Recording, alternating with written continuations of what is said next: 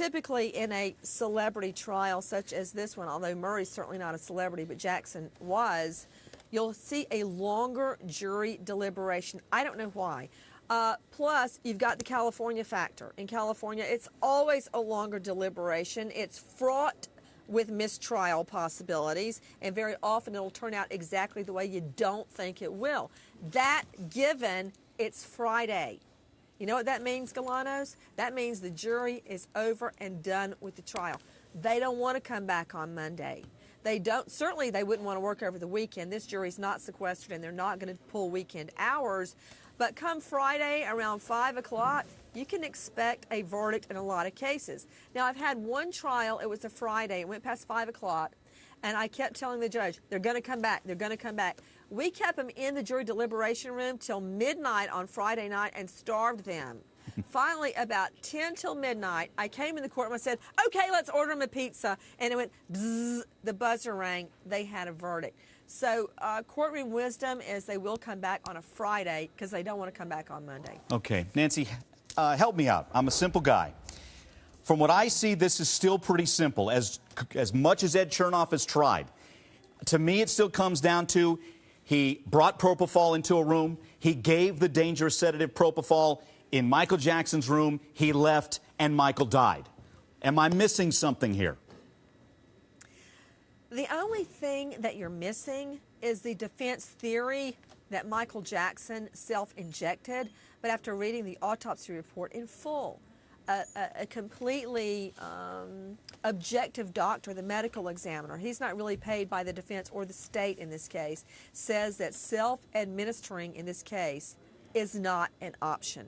Jackson did not self-administer. And when you look at Conrad Murray's scenario, that he only left for 2 minutes. So in that 2 minutes, Michael Jackson wakes up out of his propofol stupor that Conrad Murray already had him in, has the wherewithal to grab a syringe from by the bed. And FYI, that was like a 10 cc syringe. You know, I give the twins, when they get Benadryl, 5 mLs. 10 cc's of propofol would not have saturated Jackson's body the way that it was with propofol. Inject himself, die, all that happens in 2 minutes? So Conrad Murray is lying. It's very obvious. And if he's got to lie, you got to ask why. Why is he lying? So to me, that indicates guilt. Nancy, you just mentioned the twins. I'm a dad of 2. And the prosecutor, David Walgren, went there right out of the gate, tugging at the jury's heartstrings, saying, because of the actions of Conrad Murray, 3 children don't have a father anymore. Let's listen to that. I want to get your take and see if you thought that was effective. Let's listen. Okay. Ladies and gentlemen, the evidence in this case is overwhelming.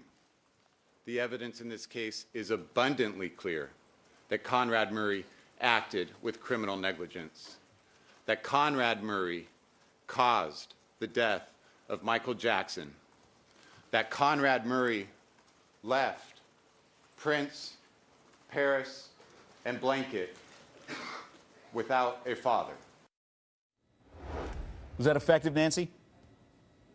Well, I've got to tell you, it really hit home with me. You know, Mike, today's a very special day for me because today is the twins' birthday. Oh. This day, 4 years ago, Lucy almost died in childbirth, and I almost died in childbirth. And when I was laying there and they were cutting the twins out of me, I already knew what was happening, and they had told me the shape that we were in. I thought about what it would be like to watch the twins from the other side of life getting raised without their mother.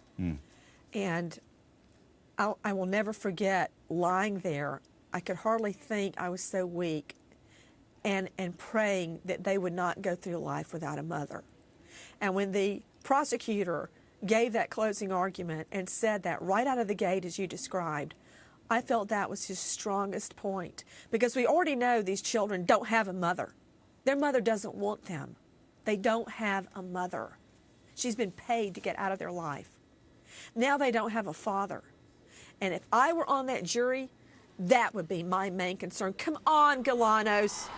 He bought 4 gallons of propofol, gallons, like gallons of milk for Jackson alone. But he's trying to tell this jury he was trying to wean Jackson off propofol? That is a lie. And once you catch a witness or a defendant in the lie, the judge's instruction is you can discount every bit of their testimony or their case. I think- and in this case, the jury is warranted to do that.